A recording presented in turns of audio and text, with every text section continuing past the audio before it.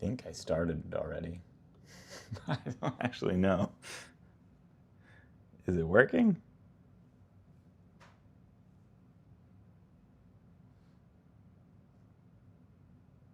Okay, it's working. It's happening. Yeah, it is. Hi. Hello.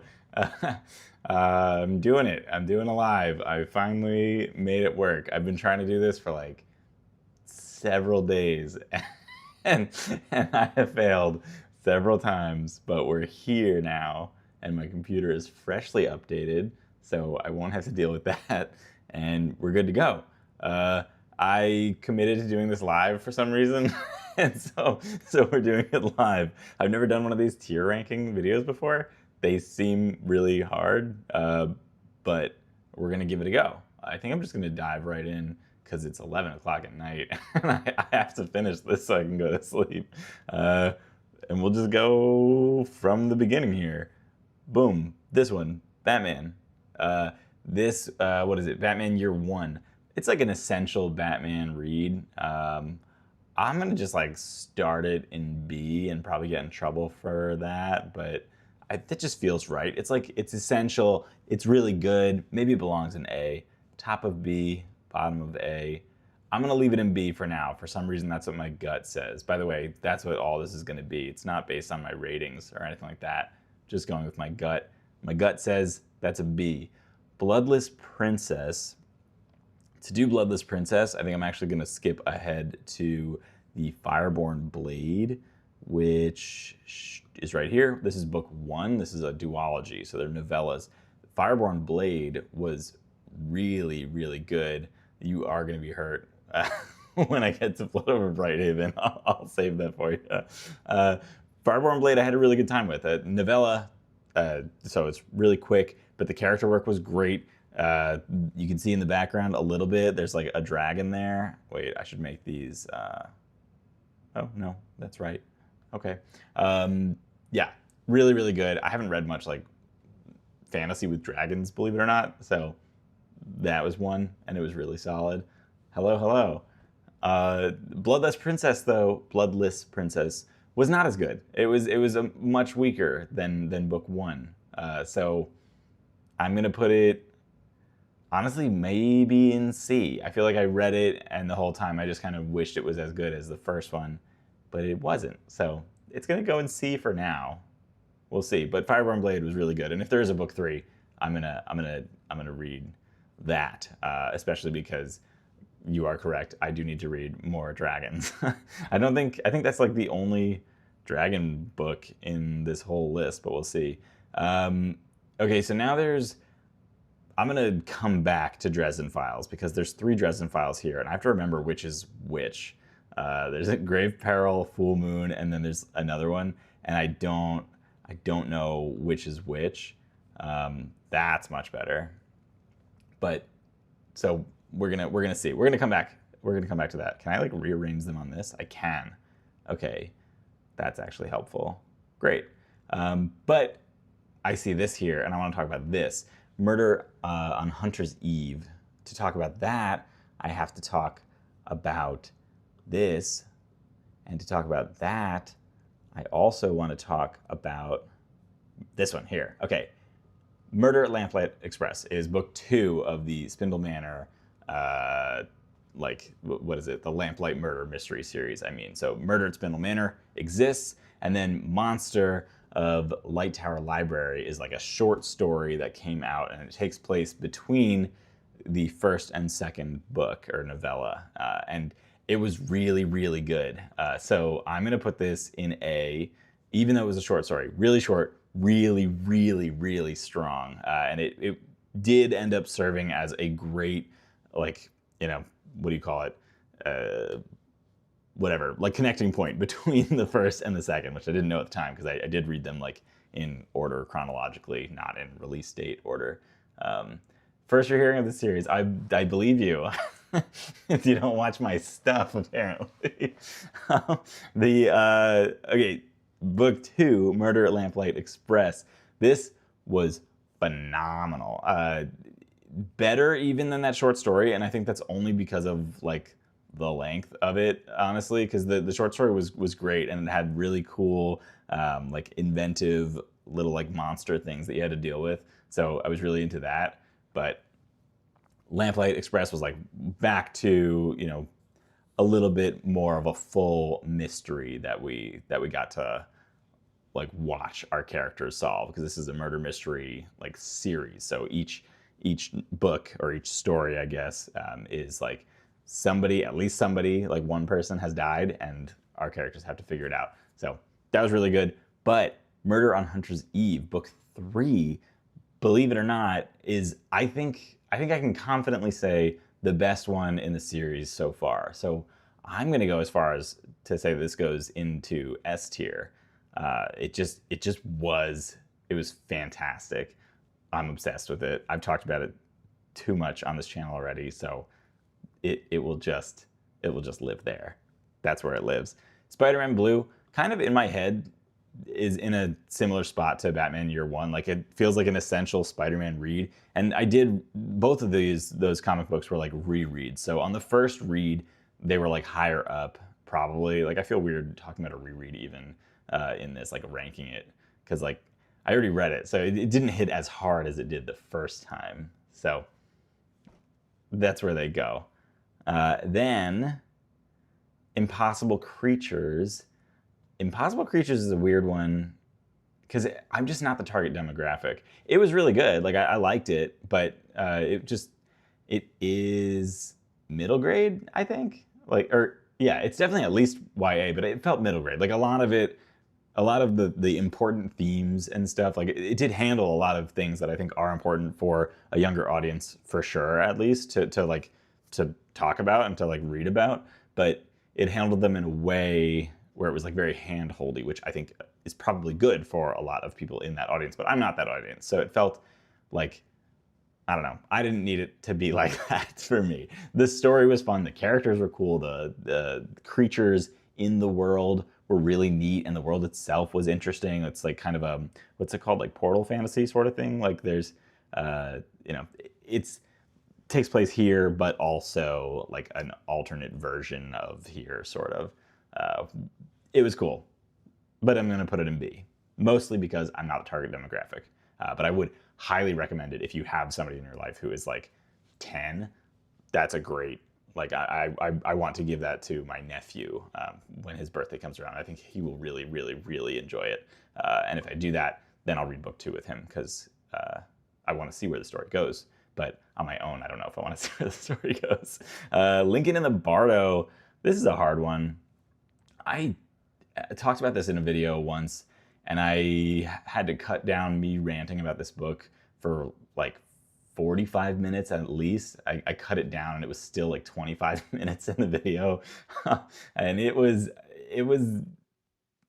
it's complicated. I hated it. Well, okay, no, I hated the way it was written, but not even that. Okay, here's what it is. The writing was good. The story was good. Like, I really liked that, but the format was infuriating. It is the most pretentious formatting of any story I have ever read.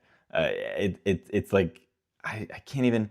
They just made so many decisions, George Saunders, because he's George Saunders and he could do that. But no other author, I feel like, would get away with doing it like that. Like, he would write words and then say the name of the person who wrote it, like kind of like a screenplay almost, but it's like, it's a book, like it's a novel. I don't know, things like that. It was annoying. It was annoying. It made it complicated to read. He himself has a video on YouTube where he explains how to read it, because he's gotten a lot of feedback from people who are like, I made it 20 pages in and I can't stand it. and he was like, no, it's good. You just have to read it like this. And I think if you have to do that, you've messed up. And I think he messed up by being who he is. But yeah, okay, so did he get away with it? He kind of did, because I did like the story. Hello, another person joined. Incredible. That's 3 people. That's 3 more than I expected. Yeah, you should probably hate it, but it also has like some really impactful quotes, and like the story again is really good, and like it hit me several times. Like there was one line that really stuck in my head where there's two characters. They're trying to do something. How exactly did they phrase it? They want to do something. They don't know if it's going to work. And one of them is like, we have to do this thing. And the other character's like, we can't do that. We don't know if it'll work. Who knows what's going to happen if we do that? And then that first character is like, he says some really well-written line where he's like, a train approaches a wall at a breakneck speed, right? Like this train is gonna crash into this wall, and you're standing there in front of a lever. Do you pull the lever? You don't know what is gonna happen when you pull it, but you know what's gonna happen when you don't pull it. That train is going to crash, and everybody's gonna die, right?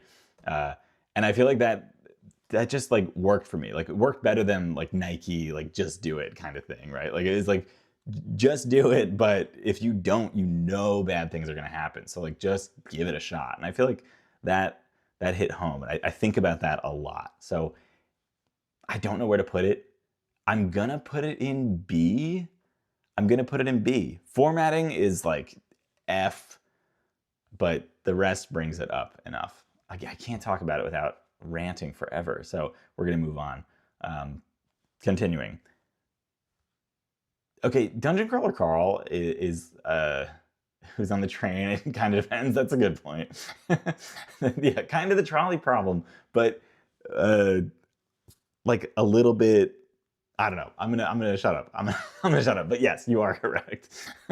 Okay, Dungeon Crawler Carl is such a strange series for me because I really like it, but I kind of can't tell you what happens like book to book. And I know that I'm in a weird spot with Dungeon Crawler Carl because I just had this glass shattering moment with it the other day, and I shared it in some place, and somebody was like, oh, like I hadn't noticed that before, but now I will, and that's probably gonna ruin it for me. I was like, shoot, so I'm not gonna share it here. But I had a moment in my head where I was like, oh wait, I actually really hate this about this series, and it has happened in every single book.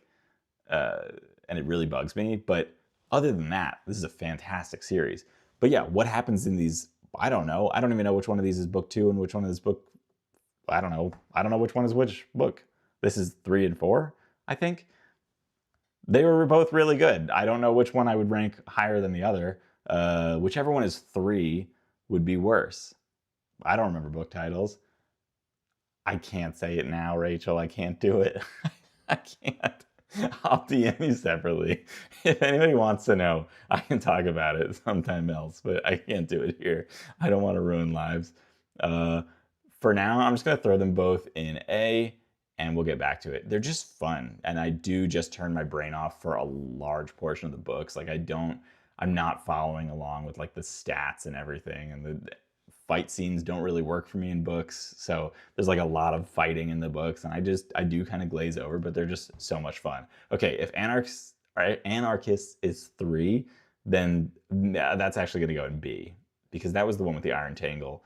And I understand the Iron Tangle. Like I wasn't confused by it. I think a lot of people, they like, when you say you didn't like the Iron Tangle, they're like, oh, you didn't get it. It confused. I got it. I just didn't like it. I thought it was a bad mechanic. I think you, Lit Wizard, I think it's like your favorite one, right? Which is kind of incredible, but it didn't work as well for me. So it's going to go in B. I think behind these two is fair. That's where it's going to live. Paper Menagerie, really good. Mostly. It's a collection of short stories, and it's mostly really good. But there are moments in it where, like, I don't know, it's no, I don't think it's actually that confusing. Yeah, Paper Menagerie, moments in this are phenomenal. Like the highs are really high, and the lows are not that low. Like they're mid-range. But I think as for how high it gets, it definitely goes up in A. Some of these are like hauntingly beautiful, really good. Probably, honestly, over here. And I am going to shift it up a little bit over here because like the the way that I read it was fantastic because this was my first buddy read on the channel, and it was so much fun. So that was great. Getting to we did one story a week, and it just worked. Is that how we did it? However we did it, we did one story every now and then, and it was it was really good. We made it work for the month. It was a lot of fun to discuss it as I went, and I think honestly, for some of them, like there were 2 or 3 in a row short stories that I didn't really care for, and I could see myself, like, if I didn't do it with my buddy read, probably I would have like DNF'd or like taken too long between like those two and the next one, just because like no motivation to pick it up again, and that would have been a mistake. But having the buddy read like motivate me to pick it up like on a schedule really helped. So that was really good. I really liked it. Poppy War, I'm gonna break some hearts. It's gonna go in C. I don't know. It was fine. I mean, maybe it should be bottom of B, but I'm gonna put it in top of C because it was fine, and then I'm also bitter about it because I wanted it to be like S tier. And it just, for me, it just wasn't. Like it was good. I think I really just didn't like how heavy-handed it was in some points. And there was like a lack of sensitivity that honestly the Paper Menagerie did have, and I did read the Poppy War fairly soon after reading the Paper Menagerie, and they touched on similar topics of like horrible real life brutalities of war, but there was something about the way it was handled in the Paper Menagerie. It just felt like it was more like just sensitive, like and it doesn't have to be, like it can be harsh. Somebody put it really well in the after I read both of these, and they were talking about both of them, and they were saying how the Paper Menagerie felt like it was like telling those stories, like these dark themes. It was covering them kind of to give a voice to the victims, and the Poppy War didn't do that. Like it felt like it was almost doing it like I don't know how to describe it, but it didn't feel like it was giving a voice to anybody. It just felt like it was the R.F. Kuang was like really angry, which she should be because these are infuriating topics and you should be really angry. But I feel like there was just no discretion. It was just like boom, boom, boom, and it made me mad. You're the one who said it, Alvin. I can't remember how you put it for the Poppy War, but you are the one who said what I was just quoting, or quoting. But yeah, it was okay. It wasn't as good as I wanted it to be. I will be continuing the series. I did have a lot of fun talking about that book on Tim Burbage's channel. And I fully acknowledge that you, Rachel, and like millions of other people disagree with me. But for me, it didn't work. So, moving on. Howling Dark. To talk about Howling Dark, I have to talk about Empire of Silence first, and then we can also add in The Lesser Devil, which comes between those two. They were all right. I'm DNFing the series, I'm pretty sure. Empire of Silence was fine. Like, B tier fine, though. Was it better than these? I mean, definitely not better than that, so it goes here. It was fine. I wanted it to be much better. So that's where it's going to go. You know what Empire of Silence is. It just didn't work for me. And then The Lesser Devil, I did like better than Empire of Silence. It follows a different character. It's a novella, which is good. And then I went back to Howling Dark, and again, it just, I think it was better than Empire of Silence, I think, but not by much. And I think I liked Lesser Devil more than it, and I didn't like Lesser Devil that much. So I think they all sit around here in my brain, at least right now. Just, they were fine. I probably won't continue the series. They're long. The pacing is weird for me.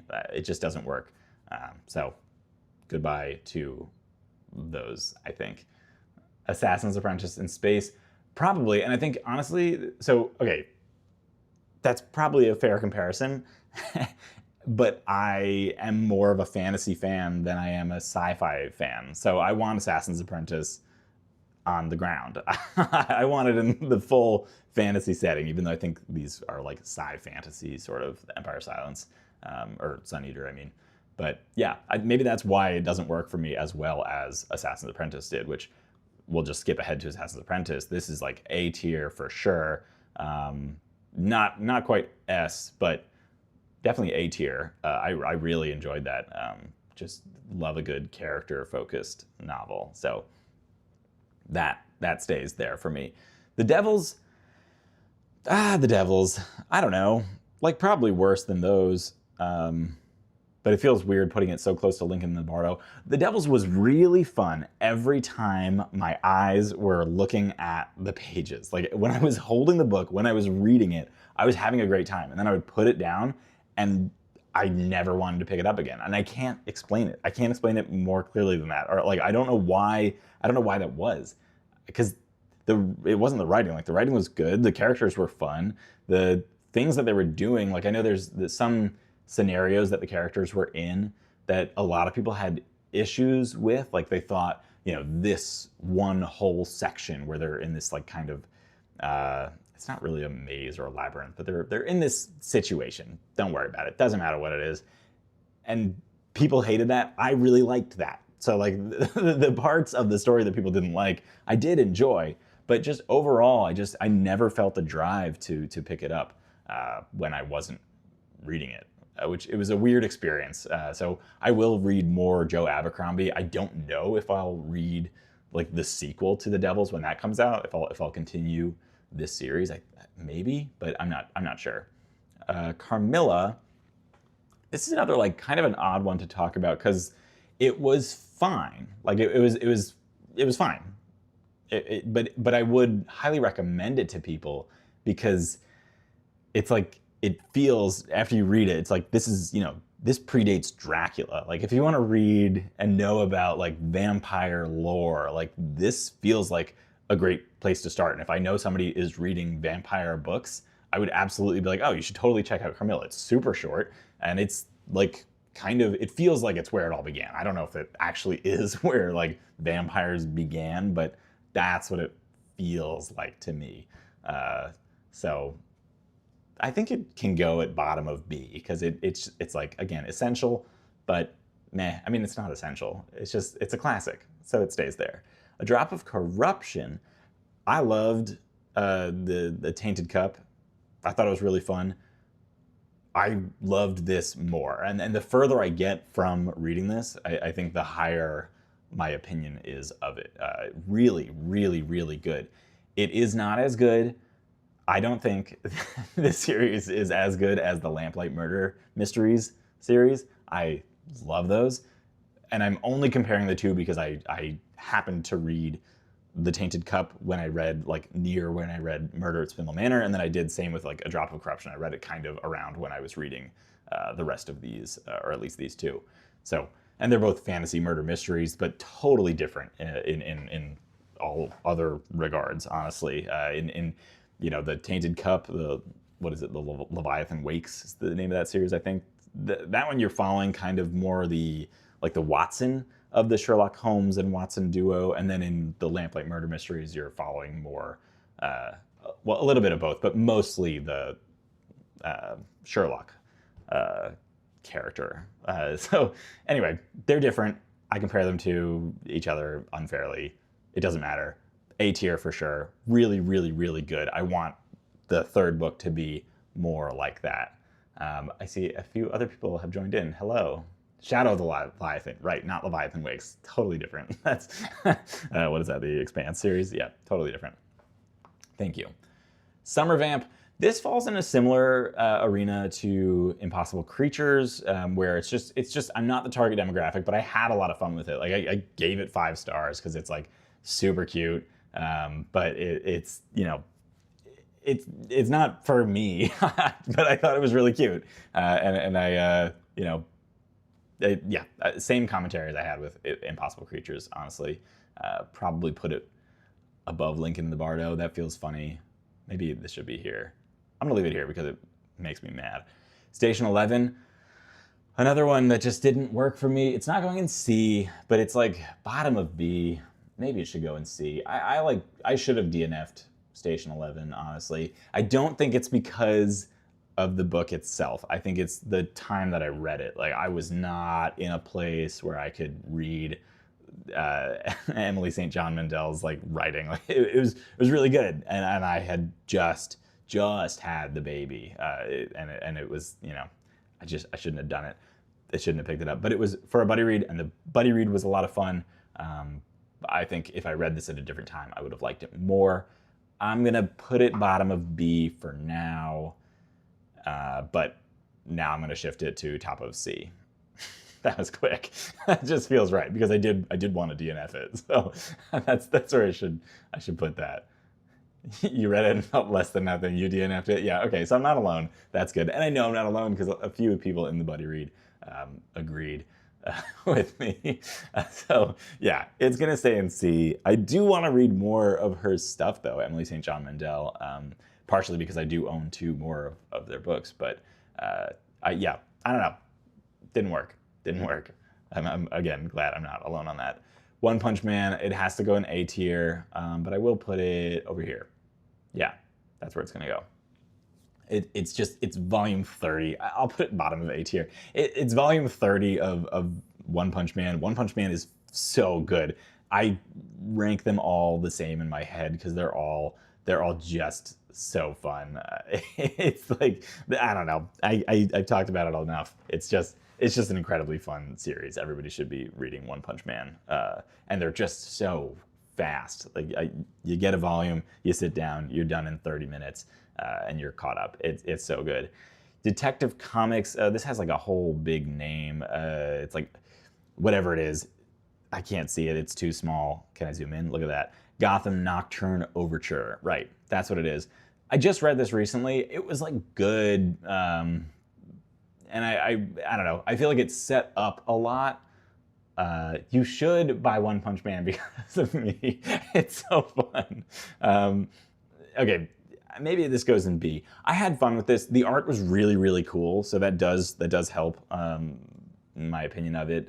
The problem with it mainly for me is that I feel like it set up a lot of really good stuff, and that's cool. I love that. But my library only has this first volume, and they don't have the rest. So like I can't read the rest. So I'm sour about it. I mean, I can buy it obviously, but I can't buy it right now. So that's it's gonna go in B. It was fine. It was good. Palace Near the Wind. It's gonna go in C. I'm gonna put it bottom of C. Am I gonna put it in D? That feels so mean. I really like this author in spirit.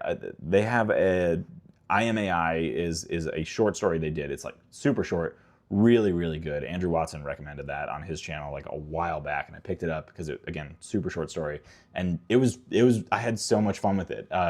Just really well done, and I remember feeling like the world was so well developed, even though it was, I don't know, like 50 pages or something like that, but.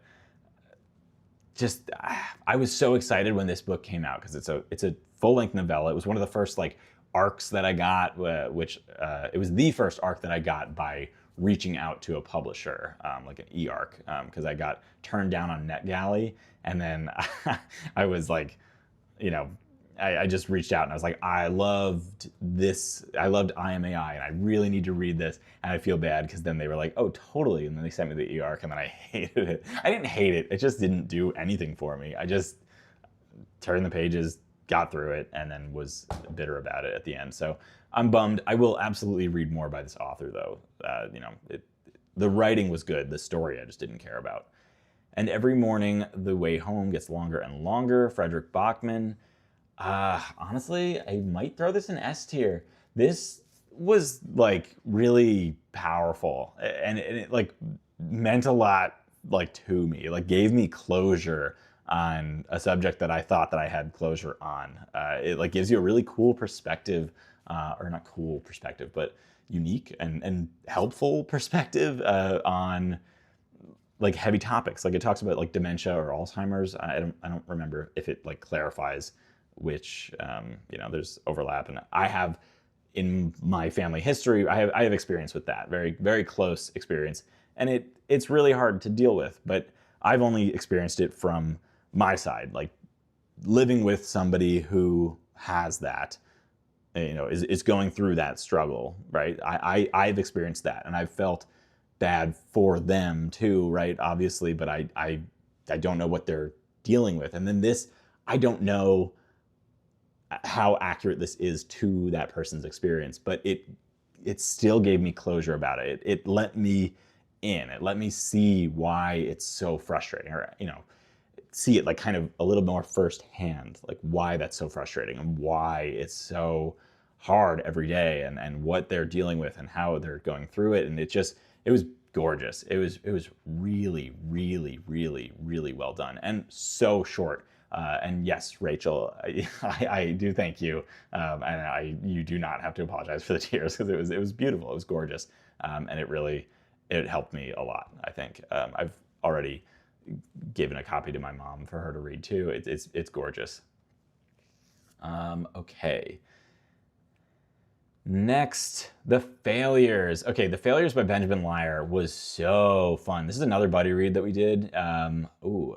Assassin's Apprentice, before or after that, or above or below? I'm gonna put it below that, above Paper Menagerie. That feels right. The Failures is so good. It's one of those books where you're reading it, and the whole way through you have so many questions, and then by the end you don't have the answers. No, almost none of my answers or my questions were answered. There's like really cool characters, a really interesting like world, I'll call it, but it's like almost like a machine that you're in, sort of like partially, and it's I don't it was cool, and the buddy read for this was so much fun. I had just a fantastic time in the buddy read, because everybody's throwing out theories and like asking questions, and everybody was super involved in that buddy read, and the book kind of like begs that of you, like it forces that out of you. It is really cool, and I can't wait for book 2. Benjamin Lyer just followed me on Instagram today, which is crazy because it's like my personal Instagram. But I had messaged him asking about book 2, and I was like, where is book 2? When's that happening? And I told him about the buddy read, and he didn't reply, but he followed me, so sure, okay. But I'm really excited for book 2. Alvin, yeah, isn't it kind of like a machine? It's like kind of a machine. It's like the what do they call it? I forget what they call it. All these cogs. It was kind of a machine. The mountain, right? But the whole thing was very mechanical. I don't know. It was interesting.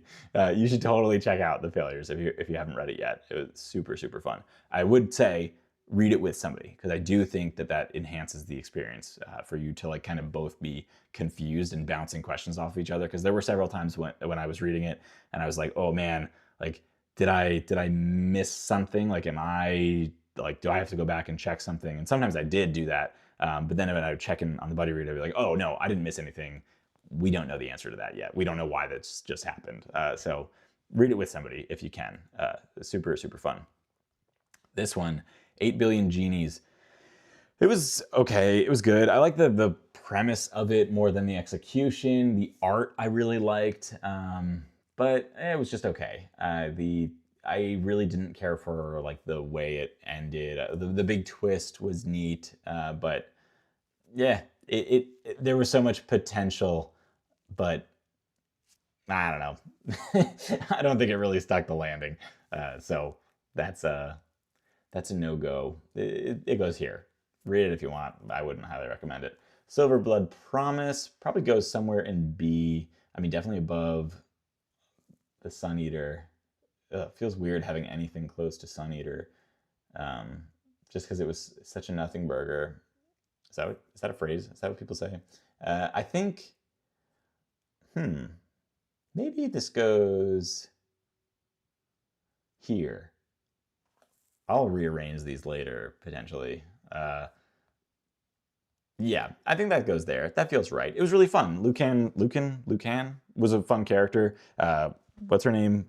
Flea or something. The side character, like the sidekick kind of character, was really fun. It was kind of like Lift from Stormlight, but I love Lift, but this was like a better version of Lift. It's a weird comparison maybe, but it really fun. So that was good.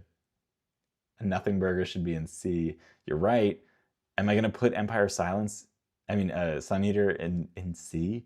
I'm gonna put Empire of Silence in C. How about that? It can go top of C. Howling Dark can stay here, but go after Lincoln and the Bardo. No, before Lincoln and the Bardo. Lesser Devil, better than that. That feels better. Thank you. Okay. All right. We're here. I hate this book.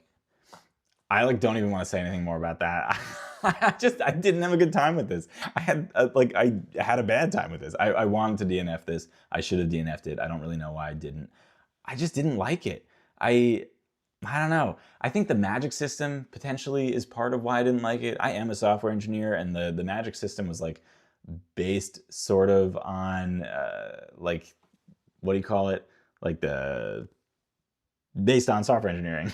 But I feel like in my head I was like, oh, all of your problems, or this wouldn't be a problem because I would have just made a typo and accidentally fixed this, or accidentally figured this out. And then there was there were big plot twists, or there was the big plot twist, but it was I don't know, kind of predictable, but also I know it was predictable. It was predictable. I don't know. I didn't like it. It didn't work for me. The magic system is dope in theory, but in practice, it wasn't. I don't know. I think I was maybe too close to the magic system, and so it didn't work for me. It was cute at the beginning, and then it was okay, I don't like it. I don't know. Didn't work. I know that I'm wrong. Everybody loves it except for me. Oh, you've seen people have a negative opinion of it? That's great. I'm so glad to hear it. But yeah, okay, then I'm not alone. It didn't work for me. I will say, chapter 1 of Blood Over Brighthaven is one of the best chapters of a book that I've ever read. It gives me hope for more ML Wang. I want to read more of their stuff. Spellograph, yeah, that's the word. The first chapter was phenomenal. And then the second chapter, it dipped down, and I was like, that's okay. We'll get back up there. We'll get there. And then I kept going, and when I got to the last chapter, I finally realized that we were never going to get back to that level of intensity, that level of excitement, and that level of me caring for anything that was happening on the page. So anyway, hate that book. It goes in D, and that's only because I don't have another. I mean, can I make a new? Yeah, cool. Add a row below. The Lit Wizard. No, just because you like that book, I'll just put F. Add a row below, and I'm gonna make it red. Or yeah, that. Boom. It doesn't work. Is it because I already have that color? It doesn't work. All right, we'll move on. Oh, oops, it worked so many times. All right, great. There you go. Great. So now the next one is Once Was Willem. I love Once Was Willem. This was good.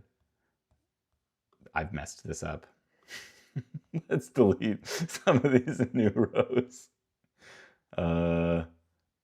Goodbye, goodbye, goodbye. Okay, and Once Was Willem fell off. This was great. This was a great book. This was 5 stars, no question. It was pretty short, quick read, really cool, folklore-ish kind of feel to it. So I love that. And it was all fresh characters. I also really liked the villain. The antagonist in this book is a villain. They were bad, and they were just being bad to do bad things and to be a bad guy. And I want to win. I want to be the baddest guy. And then he was super bad. So that was really cool. I feel most of the time you have your antagonist and you're oh, I see at least that you have a purpose. You think you're doing this for the right reasons. But no, this guy's I know this is bad, but I'm gonna do it. Oh, also I forgot to show off. Look at this. How cool is this? Do you love that or what? That's Bagel. Anyway, Once Was Willem was fantastic. I highly recommend it. It's one it's short enough that I feel I want to reread it. It was really, really good. Fisherman, The Fisherman. It was fine. I didn't have as good a time with The Fisherman as I wanted to. I didn't have even as good a time as the two people that I read this with. Alvin, you're one of them. My problem with this was that it was two stories. It was like two. It's like a story within a story, but the story that was within that story, like the main story, I didn't like care for it as much as the other one. Like that's really the only problem with it. Like it felt like it was going to be an aside, like that. Okay, quick tangent to tell you about this fishing story, and I was like, okay, cool, we can do that for a paragraph or two. And then they kept going. So yeah, what is the Fisherman? That's a great question. It is kind of like a horror novel. It's like set in New York, like eldritch horror. Yeah, it's set in New York, kind of like somewhat near like where I live, which was exciting. I was looking forward to that, but but it just, I don't know.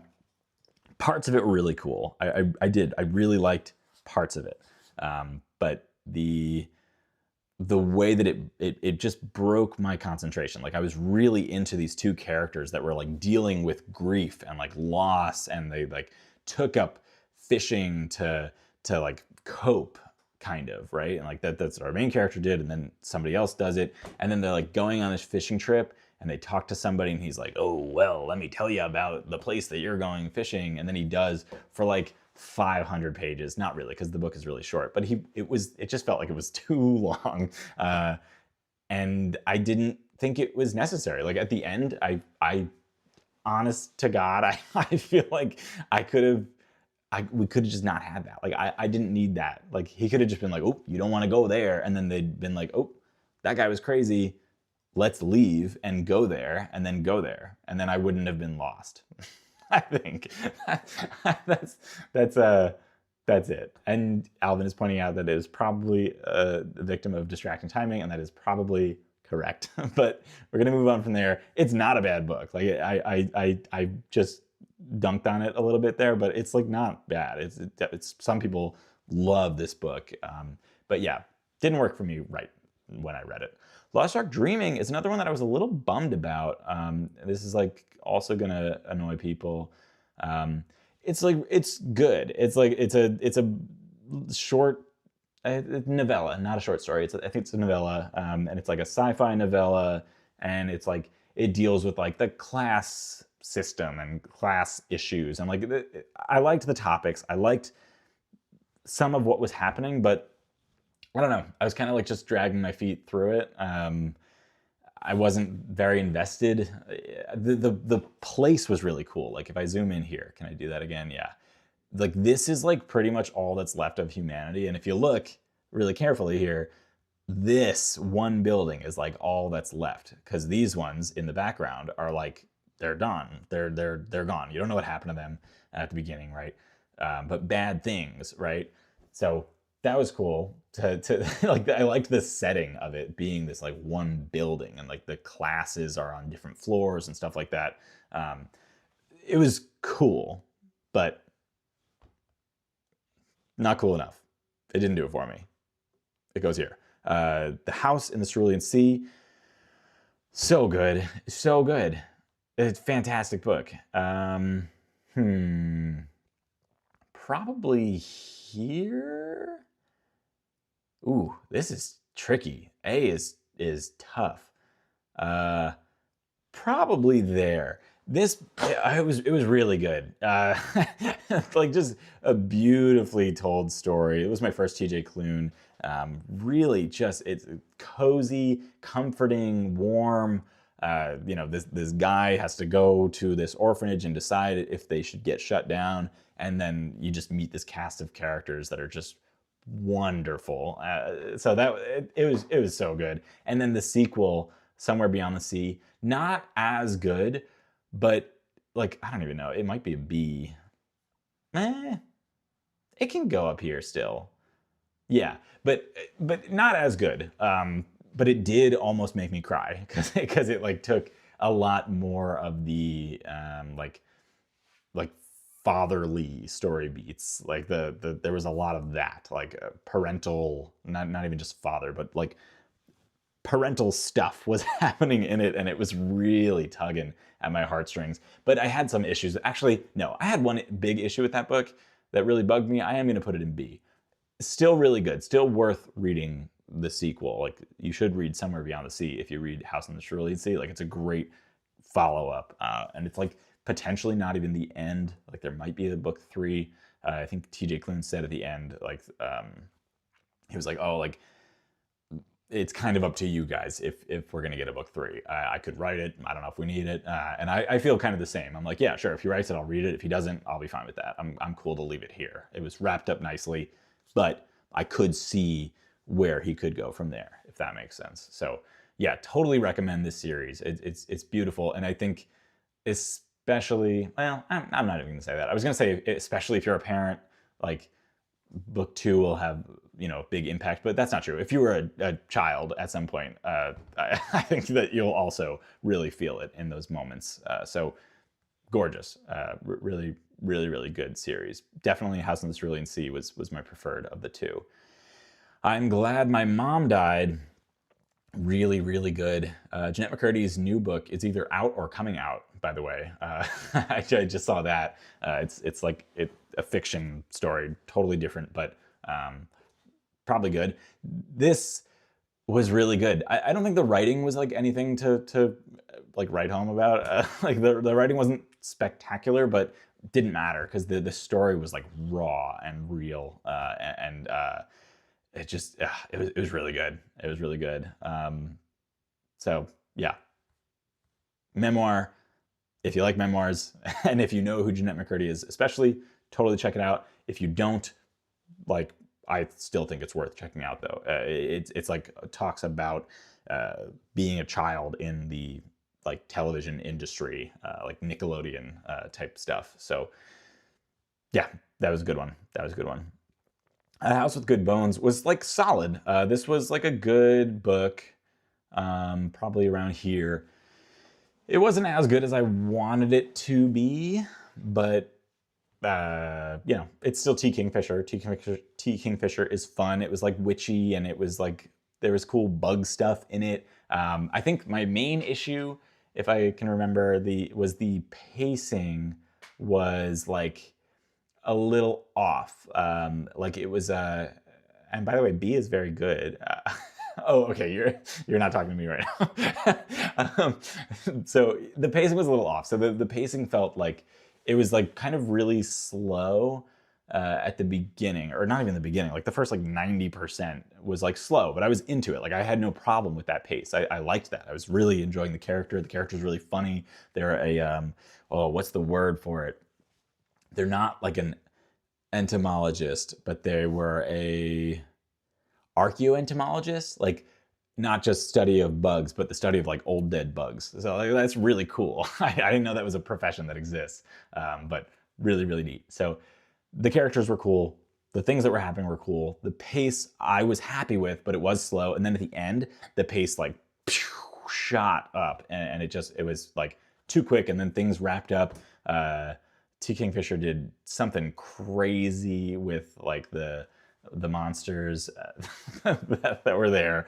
I can't say what those monsters were because this is a family-friendly show, but that was nuts. That was a choice. It was fun. It was fun. Another Buddy Reed pick. It was a good one. Dead Silence, meh, I don't know. It was fine. Probably here. At no point did I want to DNF it, but it was, you know, it was fine. It was like the characters were not very good, and the dialogue was pretty terrible. But like you know, it's a horror space book. That was cool. So I don't know if I'd recommend it, but I had a decent time reading it. That was it. Lesser Dead, boom, boom, boom, boom, up, up, up, up, higher, higher, higher, over, here? Here? I'll put it here. Yeah, it didn't like, yeah, it goes there. This was like the best, this was the best vampire book that I've read, I think, ever. I love this book. It knocked Dracula out of my top 10, and I know Dracula is not like everybody's favorite uh, like vampire book, but I loved Dracula. I know it's not for everybody. This was so good, so different from Dracula, but it is vampire. Is so good. It's like New York City vampires, and they're like living in the subway systems. And for a large portion of the book, large portion of the book, there wasn't like a plot that I knew of. Like I didn't know where it was going. I wasn't sure what was going to happen. But then at some point you see what is happening, and then you're like, oh wait, like retroactively we've been in the plot for a little while now, I just didn't know it. And then it gets crazy, and the tone was great, like the voice was great of our main character. And then the end, the end was crazy. I haven't read an ending like this in a while, and I initially I didn't like the ending, and I think it's really hard to do this ending well, and I could see the ending not working for a lot of people, but for me, after I like talked to a couple people about it, I was like, oh, like that worked. Like that was really good. And now I want, like, immediately after I finished it and read the ending, or really like the epilogue, I was like, oh wait, I need to start over and like try to pick up on all these things that must have been hinted at the whole way through that I didn't catch because I didn't know how it was going to end. So really, really good. If you're into vampire stuff, I think it's highly recommended by me. That's not the sentence I was going to say, but I lost track of it. We Used to Live Here was super fun. Definitely go somewhere in A. Maybe here. Boom. Maybe. Yeah. It was super fun. This was really good. This went in a million different directions from what I expected. Like I thought that I knew exactly what was going to happen here. Like it was the basic premise is this couple, they move in and to this house, and the two of them, they go to houses, they buy them, they kind of flip them, and then they sell them, and then they go to another house. And so they did that. They bought this house. They move in. One of them goes off to the store or something, and so the other one, she's left home alone. People knock on the door, and she's like, oh, I have to call my girlfriend because I don't know if I can like invite you in because they want to come in. And she's like, oh no, she said no. But then somehow she invites them in anyway. Oh, sorry, yeah, The Lesser Dead was the vampire one. You should read that one. So anyway, people come into the house that they just bought. It's like classic horror story, like setup, but then from there, it just nothing. I couldn't have predicted anything else that happened in that book. It was super fun and like compulsively readable. Is that the word I was trying to say there? Really, really easy to read. Like, and I constantly wanted to be reading it, which is not a feeling I get too often. And I do mean like physically read it. Like I haven't read. I think that was the first book that I physically read all of last year. But I needed it in my hands. I needed to look at it because there were cool like clues all over the place. Like there's Morse code throughout the book, which is really cool. And like even on the spine of the book, which I didn't notice until like halfway through, there's like a lot of different clues, a lot of different mysteries. I don't think we're getting a second book. The Marcus Klewer is the author, and he has another book coming out soon, The Caretaker, which has like kind of a similar cover style, but I don't think it's a sequel. But I'm very excited to pick that up because this was his debut novel, and I loved it. There was some stuff in it that I was like, oh yeah, this is your debut novel, but the story itself was so good. I want to see more of his brain. Harbinger of Justice was great. This yeah, I think I'll put this in A also. It was great. It was a good time. I really enjoyed Silence is Silver, which is the novella that comes out before it, and I'm currently reading the novella that comes after this. It's really fun. It's just like the setting is really cool. Of course I'm biased because I love the author.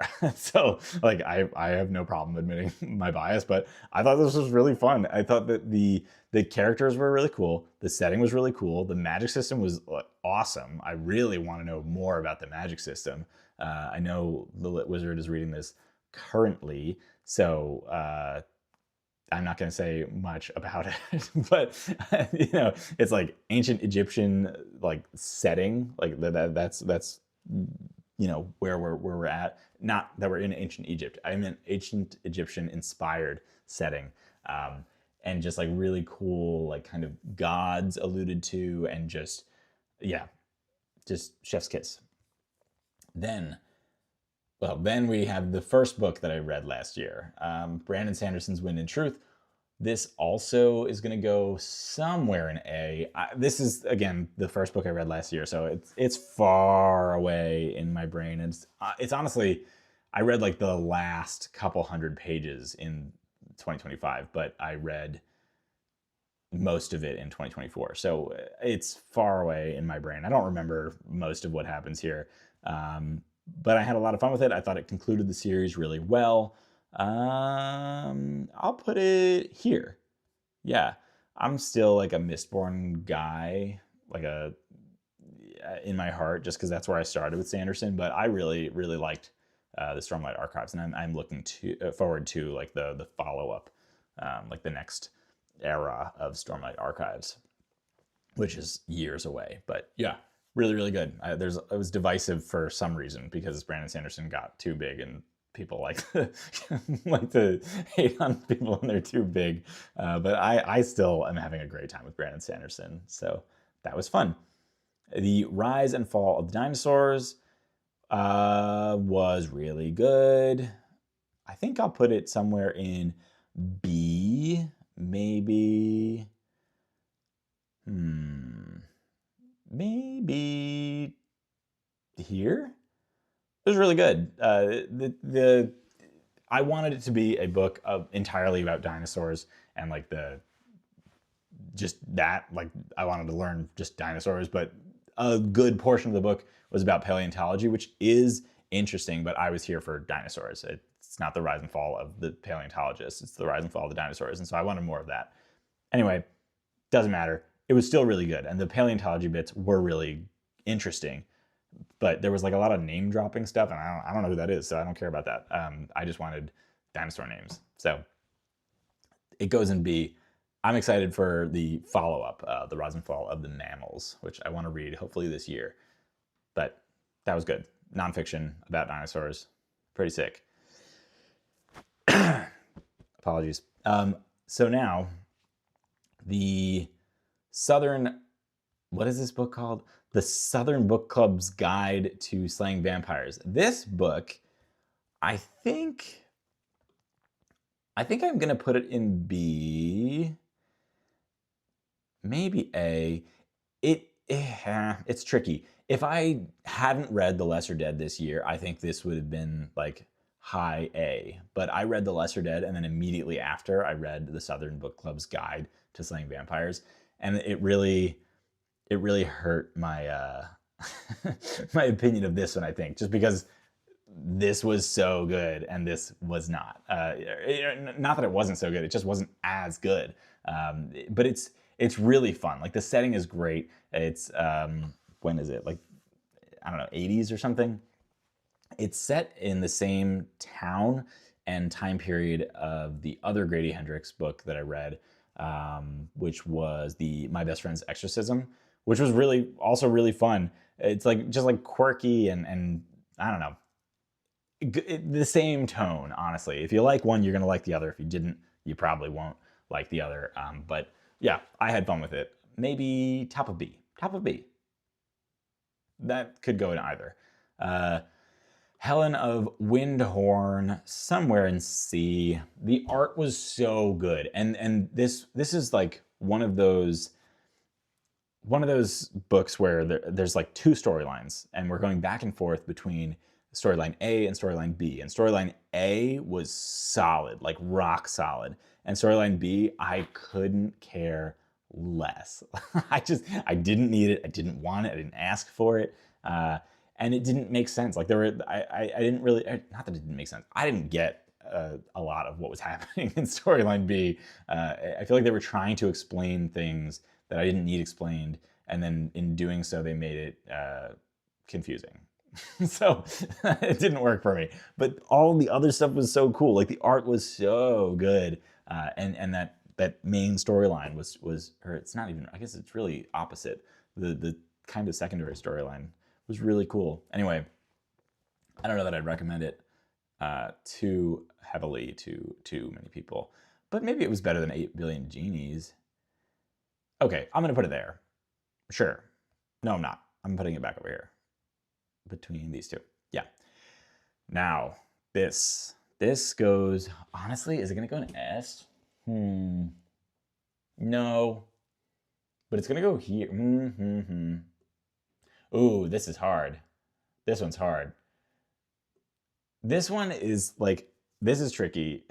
I loved this, but it's like, it's almost like the experience was better even than the book. The book was great. The book is so fun, but I feel like I was possessed by something when I was reading this book. I was obsessed with it. Like I don't even know. I got so into the spirit of me reading a Star Wars book. Like I was so excited that I was doing that. It elevated my experience so much. I had so much fun reading it. I read it with like a couple people, sort of. Like we all read it kind of separately, but like at a similar time, sort of. But it was just fun to, nobody gave like insightful commentary on anything while we read it. We just started shouting like, "Oh, this is awesome!" But yeah, it was really good, and it's wild too because like I'm not like into Star Wars. Like I mean I like the movies are like fine mostly, but I never like, I don't know. I've seen them.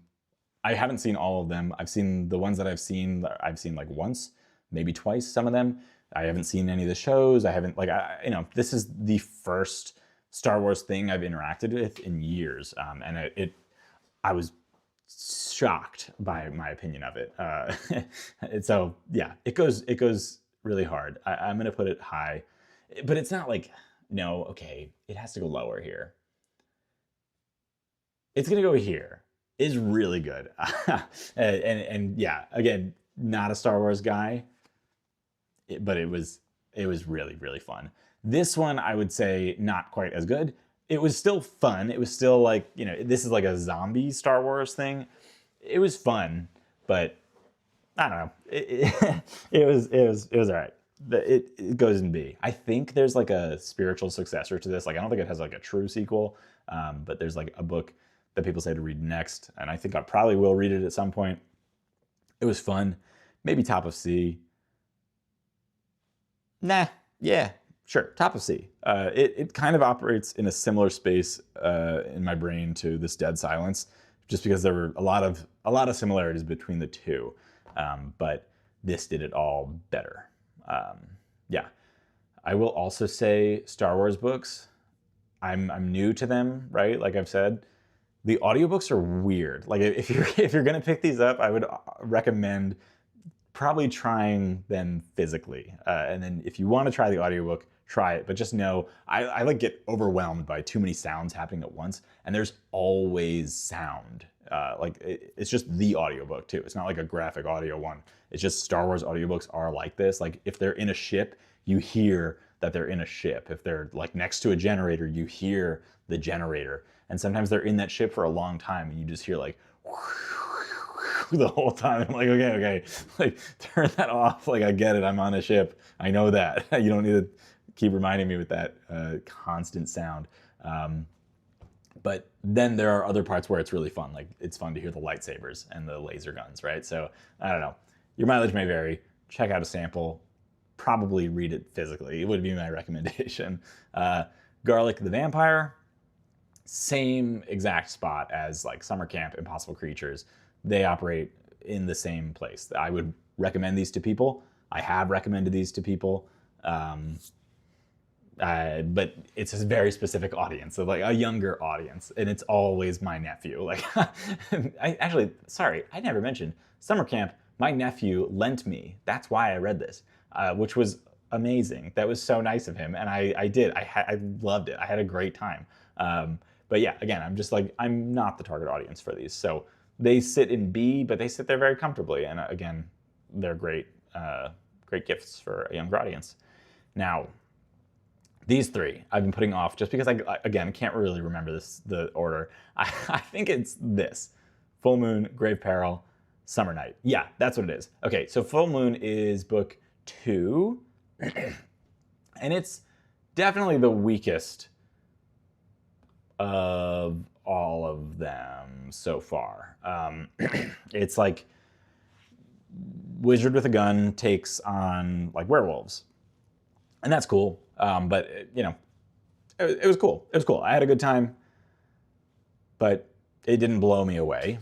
You know, top of C is respectable, I'll say. And then Grave Peril was definitely a step up. I'm gonna drop this Batman one while we're here. Grave Peril, I'm gonna put probably above the Devils. Yeah, it was super fun. Just not quite as, well, it doesn't matter. Not quite as good as the things above it. Whatever. It was really good. I'm loving the Dresden Files. Even though this one was like a little lower, I'm still loving the Dresden Files. Grave Peril was, yeah, it was really good. Summer Night is the one that came after that, at book 2, 3, 4. And it was not as good as Grave Peril. Grave Peril introduced like a new character who I loved. And then Summer Night, that character was like gone again, which was like just a bummer. And it like dealt with like fairy stuff. And the fairies in the Dresden Files are like fine. But they, I don't know, they didn't do it for me really, at least in this book. I think they'll be like reoccurring, like a gang kind of like in the Dresden Files. But for me, Grave Peril was more interesting and it had better characters. So maybe this goes actually here. That feels more right. Yeah, Full Moon down here, Grave Peril here, and then Summer Night here. Okay, that's it. That's the list. And I love this too, because you can't even see Blood over Brighthaven if I have the screen like this. It's hiding down there. Perfect. Amazing. I think I'm happy with this. Let me just, yeah, the night is gone from Summer Night. Yeah, it's like there's a different night in there. Okay, so let's see. These 3 I'm very comfortable with. And I honestly, I have no qualms about having, like, if this is my top 5, gorgeous. Like, maybe this is fair. Maybe this is fair. That's fair. Sure. That's my top 5. I'm very happy with that. And then these ones were all really, really good. I like this. Let's see. Yeah. Yeah. Any questions? Anybody have any complaints? I don't think so. No complaints here. I think this is perfect. This has been the best tier list anybody's ever done. I'm very tired. Thank you all for coming. I didn't expect so many people to show up. I really appreciate that. Yeah, let me know if you've read any of these. And well, how could Once Was Will and be higher?